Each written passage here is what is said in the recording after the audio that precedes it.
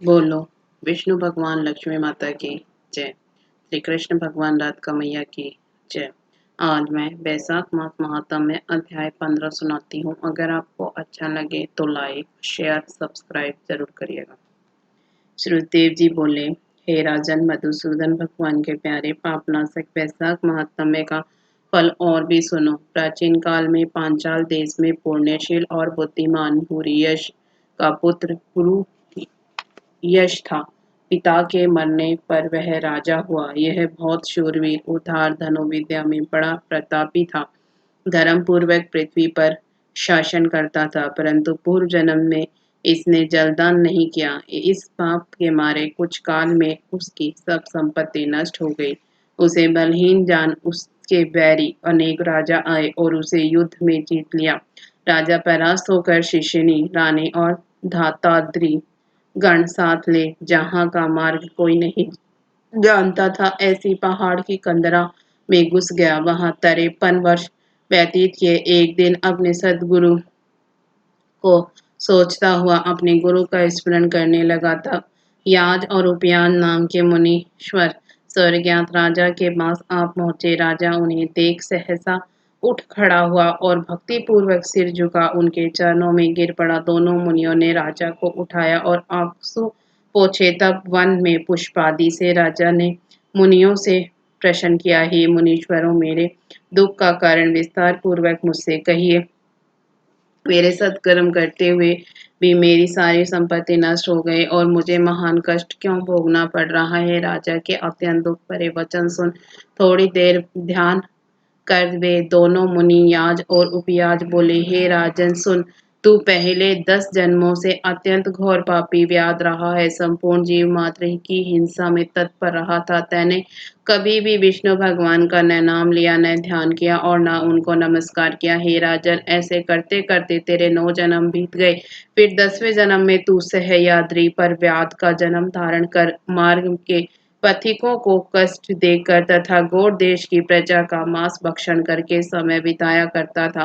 मृग और पक्षियों के छोटे छोटे बच्चों का वध करने के कारण तेरे इस जन्म में संतान नहीं हुई। तूने विश्वासघात किया, इसी से तुझे सहोदर भाई नहीं मिले। मार्ग में यात्रियों को घोर कष्ट देने से तेरे मित्र नहीं है। साधुओं का तिरस्कार करने से तुझे शत्रुओं ने पराजित किया। कभी दान नहीं दिया, इस दोष से तेरे घर में दरिद्रता आई। सदा उद्वेष करने से तुझे देश निकाला गया। उसका आहित करने से तुझे अत्यंत दुस्सह दुख भोगने पड़े। सदा कुकर्म करने से भोजन भी नहीं मिलता है। इन सभी कर्मों के द्वारा इस जन्म में तेरा राज्य छीन गया। अब हम तेरे सतकुल में जन्म लेने का कारण बतलाते हैं।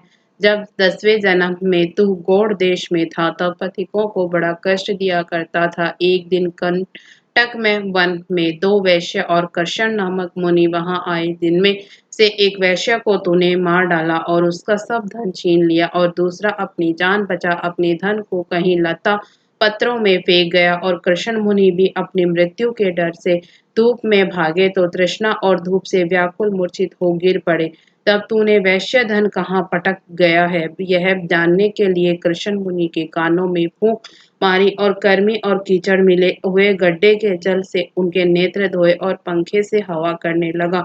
तब मुनि ने स्वस्थ चित्त हो जाने पर और तेरे पूछने पर वैश्य का धन पेड़ों में फेंक कर भाग जाने की बात कही। तब तू मुनि को सुख पूर्वक चले जाने को कहकर गहन वन में चला गया। यद्यपि तूने अपने कार्य सिद्ध के लिए मुनि की रक्षा की थी, तब भी उस पुण्य के प्रभाव से तेरा जन्म महापुण्यवान विशाल राजवंश में हुआ। अब यदि तेरी इच्छा सुख राज्य सायुज्य मुक्ति आदि प्राप्त करने की है, तो तू इस माधव नाम के वैशाख मास में और अक्षय तृतीया के दिन ब्याई गो ब्राह्मण को दान दे। शमी छत्री प्रतिमा दान कर प्याऊ लगवा स्नान कर माधव भगवान का पूजन कर। इन वैशाखोक्त धर्मों के करने से तेरे विजय होकर साम्राज्य की प्राप्ति होगी और सब सुख भोगेगा और अपने समान पुत्र प्राप्त करेगा तथा सब लोग तेरे वश में हो जाएंगे। साथ ही विष्णु भगवान के साक्षात दर्शन होंगे। ऐसे कुल पुरोहित दोनों ब्राह्मण याज और उपयाज राजा को समझाकर अपने अपने घर को चले गए। तब राजा ने अपने पुरोहितों की आज्ञा के अनुसार अपनी बची हुई सेना को संग ले अपने संपूर्ण कुटुंब सहित पांचाल नगरी में प्रवेश किया और बैसाख के सब धर्मों को करने लगा।